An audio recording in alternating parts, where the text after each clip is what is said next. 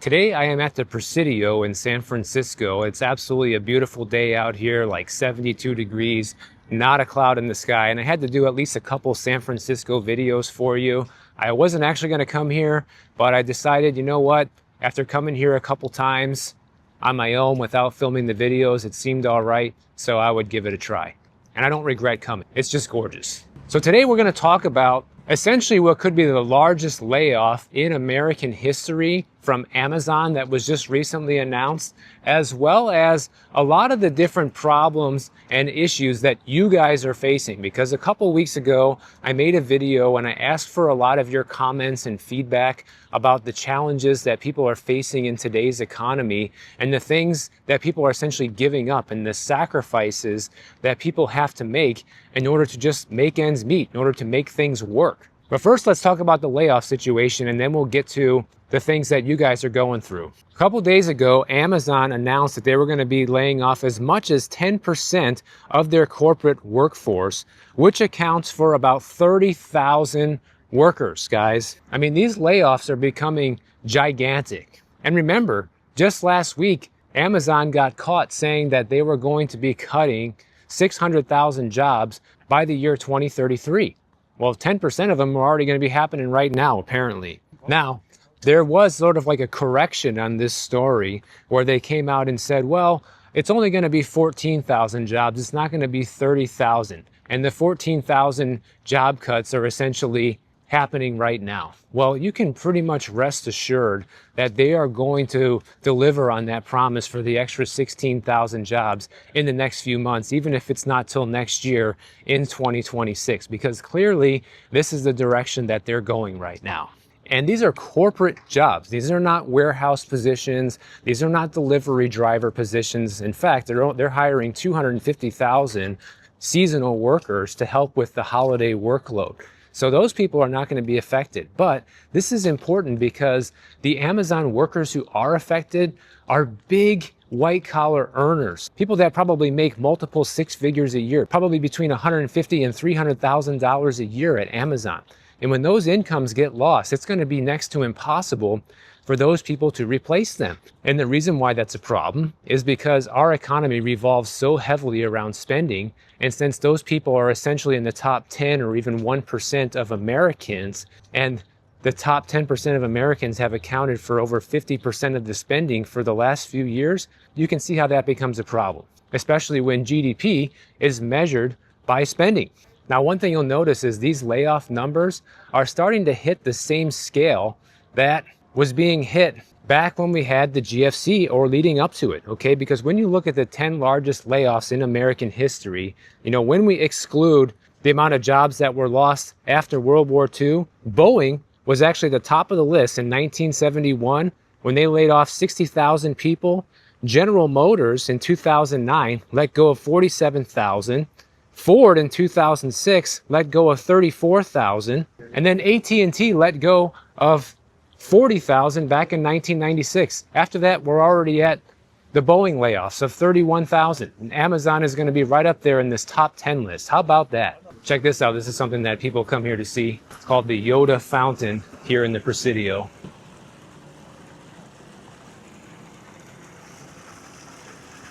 Something cool to come take a look at if you're into Star Wars and you're in the vicinity one day. But the point I'm trying to make is these layoffs are huge, guys. And we really haven't seen anything like this up until recently. The past 3 years have been getting progressively worse with the amount of people losing jobs. And at the same time, it's been progressively worse from people not being able to find new jobs, especially new jobs that can replace the massive incomes that people are losing, like somebody working for corporate in Amazon. And layoffs have been so bad in 2025 that as of the end of July of this year, we have already lost more jobs in 2025 than all that were lost combined in 2024. And as of September, employers have announced over 1 million job cuts, which is the largest number that we've seen since the pandemic in 2020, according to Challenger, Gray, and Christmas. So this job market collapse is getting real. According to Challenger, Gray, and Christmas, they say that Technological updates, including automation, are responsible for about 20,000 job losses, and a little over 17,000 job cuts can be attributed to AI, which I'll talk about a little bit later in this video, because somebody who works in the tech space sent me an email that pushes against that notion, which I'll go over what he said later on. UPS, they have also cut over 34,000 workers over the course of the first 9 months of 2025. So they have been steadily letting people go as the year goes on. And every day that we turn around, it's just like, who's next, right? Every day you can look at the news and see a new round of layoffs that was just announced, even if it's small, even if it's 500, 600, Target just announced another 1,800. Like, these numbers add up to people losing jobs, and the jobs that are out there to replace those jobs are not paying what people need to survive right now. And that brings me to what you guys have to say about this economy, because people are making some serious sacrifices to stay afloat right now. I want to go over with you the top 10 things that people are doing and giving up right now just to be able to get by. And the number one thing that you guys said, people who watch this channel, you say that cutting back on food and groceries is the top sacrifice you're making. One viewer comment said, grocery shopping used to be fun. Now I just walk the aisles with a calculator and put things back every trip. I mean, that's what it's coming down to for a lot of people, because the prices at the store are just completely out of control. And a lot of items that used to be affordable no longer are. And especially if you like to eat healthy, it is becoming very expensive to eat healthy if you're trying to buy organic produce and grass-fed beef and things like that. The prices of these items are absolutely through the roof right now. The second sacrifice people are making is driving less and cutting fuel costs, staying home and delaying car repairs and minimizing errands that need to be run. One person says, I barely leave the house anymore because I can't afford gas to drive to work and see my family. The third thing you guys say you're doing is selling belongings to get cash, selling furniture, jewelry, tools, anything that's not nailed down, anything of real value right now to get a little extra money. That's why you see the pawn shops exploding in business right now. This person says, I sold my tools and furniture on Marketplace just to cover bills. I never thought I'd be pawning my life away. Well, I'm sure a lot of people never thought they would be in this position, but nobody ever thought inflation was going to be this bad this quickly. It's kind of a surprise for everyone. The fourth thing is delaying medical care and prescriptions. Things like postponing doctor visits and not getting all the prescriptions that you need. One person says, I'm skipping doctor visits and stretching my meds. I'm gambling with my health because I don't have a choice. I mean, honestly, it really makes me sad to hear that so many people are going through this right now. And it's mostly no fault of their own. Like, people were doing okay for the most part before inflation got out of control. And it's just sad to see how quickly people's lifestyle and quality of life are going down because of it. Number 5 is not saving for retirement and withdrawing from savings accounts, as well as tapping into 401k accounts. This person says, I cashed out my 401k to survive, and now I have nothing for the future. I feel robbed of the life I've worked for. Well, that's just it, right? Everybody was told, well, you just start a retirement account and you start saving for the future, you invest for the long run, and one day you'll be able to retire. And that might have worked before we had double-digit inflation, before wages have absolutely collapsed, and at the same time, cost of living has skyrocketed. So that traditional advice hasn't worked for people anymore, and any little bit that people have saved has now had to be cashed out just to be able to live. And we've seen a record amount of people right now borrowing against their 401k, making withdrawals, all kinds of stuff just to stay afloat.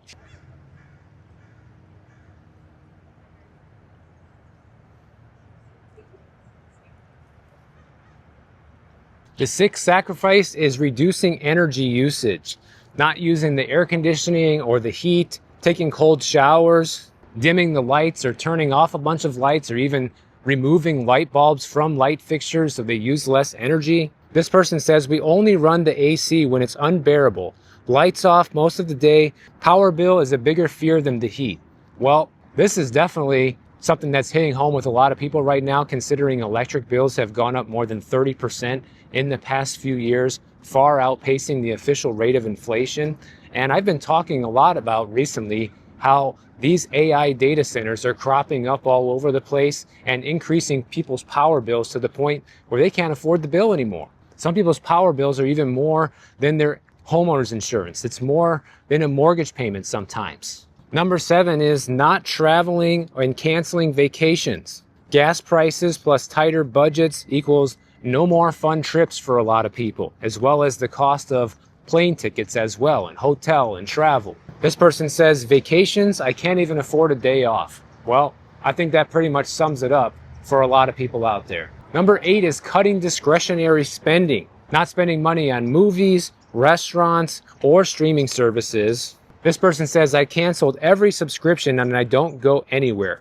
My life is work, home, sleep, and repeat. Now, one thing I'll just say before I finish the list is that as bad as all this sounds, I'm assuming that for a lot of people, these sacrifices are going to be temporary. It's not like everybody's going to be forced to continue making these sacrifices indefinitely, so long as they do something about it and try to improve their situation. I've heard from a couple of my viewers that have said, well, Michael, not everybody wants to be rich. Not everybody wants to, make a lot of money and all of this. Some people just want to live, a traditional, normal lifestyle and be happy with what they have. And that's fine. There's nothing wrong with that. But if you're struggling to the point where you're making these sacrifices just to stay afloat, you have to question, is that really the right move?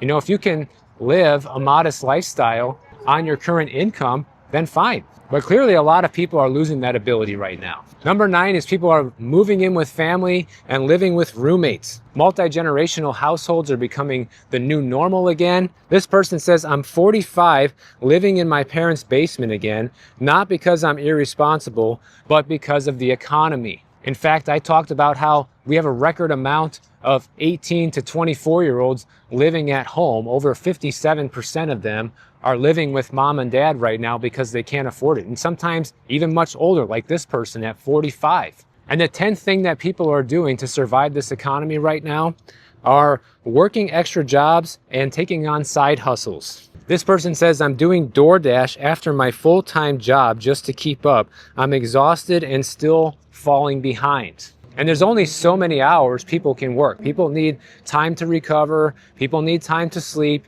People need time to just be a human. You can't be a robot and work every single moment of your waking life, guys. That leads to burnout real quick and can be a disaster. So a lot of people aren't being lazy. They just can't find enough work or get paid enough doing the work that they're doing to make it happen right now. And that's why I believe we are going to see a situation in our economy where we might actually have some deflation. Eventually, once the buying power collapses, once you have a lot of people that can't afford to buy the normal things anymore, it will have no choice but prices coming down because the demand will fall. And if these companies want to stay in business, they're going to have to lower prices with everything. And it's no wonder, with everything we just talked about, why consumer confidence in October slid for the 3rd consecutive month. It just hit the lowest level since April. And according to the latest reading from the conference board, there was a 1-point decline on a monthly basis to 94.6 on people's view of the current business and labor conditions. But short-term expectations for income, business, the labor market weakened by 2.9 points and continued to remain well below a threshold that typically signals a recession ahead. So regardless of whatever the official government data tells us, it doesn't really matter. The only thing that really matters is how people feel, how people spend, and that shapes our economy. Numbers on a screen don't shape the economy, especially when it's highly rigged to show very favorable numbers for whoever's in power. And the consumer sentiment data is so bad right now that only 15.8% of people surveyed believe that there are going to be more jobs available in 6 months from now than there are today. And that is down from the 16.6% reading in September. So only a small fraction, basically the delusional people out there, believe that the labor market is going to improve over the next 6 months. And that shows you that basically everybody, about 85% of people, don't believe that. Why don't they believe it? Well, maybe because we just got the most recent CPI report that also shows inflation continued to increase. It went up 0.3% month over month and 3% year over year. And they're celebrating this because it came in slightly below expectations. The expectation was that it was going to be 3.1%, and because it came in at 3, that's a giant celebration. I mean, this is the world and the reality that we're living in right now, where bad news is good news because it's not quite as bad as we thought it was going to be. Now, I'm all about trying to turn a positive into a negative when it comes to life situations that are less than optimal. But I am a realist, guys. I like to see things for what it is. And what it is we're being lied to right now. And even the core inflation, which is the Fed's most preferred measure of inflation, went up 0.2% monthly and also at an annual clip of 3%. So no matter which way they slice it, they can't hide anymore. Inflation sitting at a rock solid 3% according to their own data, and yet the Fed is discussing cutting interest rates as we speak, as I'm filming this video. The announcement, whether or not they cut, hasn't come out yet as of me filming this, but there's a very high probability that they're moving forward with another 25 basis point rate cut, even as inflation continues to go up and is sitting a full percentage point ahead of their goal of 2%. When you look at this official CPI data going back to 2001, you can see when it spiked back in 2022 and kind of came back down as of 2023, but we've been holding steady in the low 3s and high 2s pretty much for the past 2 years, with no sign of it actually coming down to 2%. Gas prices are up 4.1% year over year. Energy is up 2.8% year over year. Food prices up 3.1% year over year. And certain food items, like for example, poultry, fish, meat, and eggs, went up 5.2% in the past year. Earlier, we talked about how people are cutting back on their energy usage to save money right now. Yeah, well, energy prices are up 5.1%. Electricity prices are up 5.1% in the past year. And natural gas is up a whopping 11.7% from 1 year ago. And a lot of people have been saying that, well, the CPI is going to start coming down because housing costs usually lag in the data. And since housing costs have been coming down, that's going to influence the CPI to come down. Well, so far that hasn't materialized because shelter makes up about 1/3 of the CPI index, and it went up another 0.2% and up 3.6% from a year ago, even higher than the headline number. So even with home prices being slashed at the rate that they have been and rent growth actually going negative in a lot of places and rent prices coming down, it's still not enough to make housing more affordable and is still having a negative impact on the CPI numbers. So earlier I said I was going to address the AI layoffs situation. Well, one of my viewers, Bruce, he says he works as a software development manager at a Fortune 500 company, and he says that AI layoffs is actually false. This isn't actually happening. What Bruce says is that, especially in the tech world, employees are required to use tools like GitHub and Copilot in order to participate in hackathons, and there's been virtually no measurable productivity gain due to AI, and developers may save small amounts of time using it, but those gains are often offset by increased debugging, review, and frustration caused by the errors that AI actually makes. And Bruce says that the AI bubble that we're facing right now can be largely compared to the dot-com bubble. And what companies today are doing is they're rebranding old machine learning as AI in order to boost their stock prices. And, you know, I believe a lot of that. I think there is some truth to that.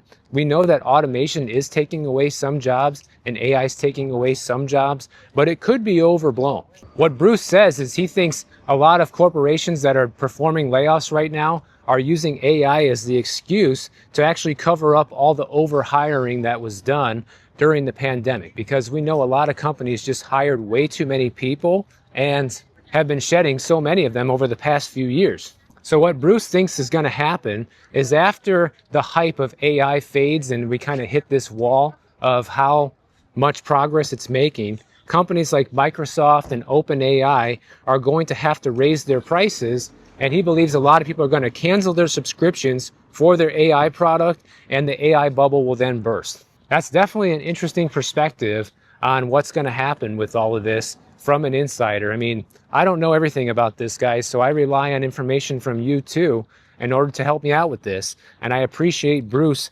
sending this information in for a little bit of a contradicting view of the mainstream media narrative that all these layoffs are due to AI. Well, we know that these layoffs are real, but the reason behind them might be fake. And one other thing I want to address is one of my viewers, Tina, wrote me a message saying, "Hey Michael, I've been enjoying your YouTube videos for a long time now, but one thing I haven't heard you talk about is how hard the economy is on a single person.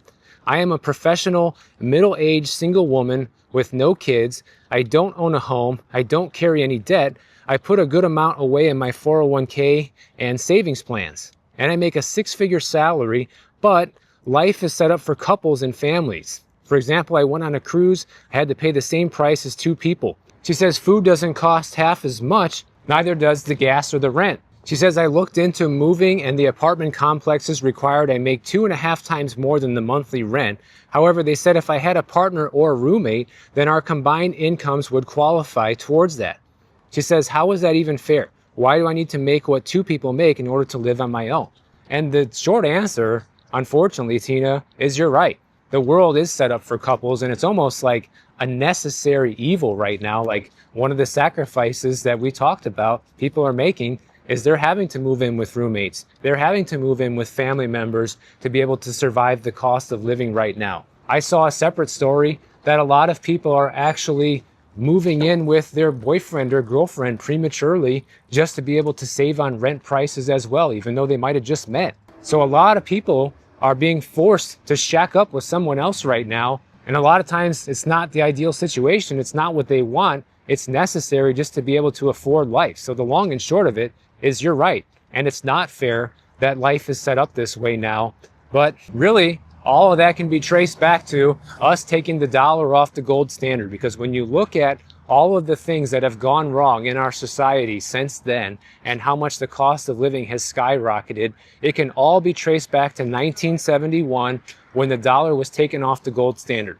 Prior to then, it was pretty normal for there to be one household income that was more than enough to pay for everything, including leisure activities, as well as all of the life essentials.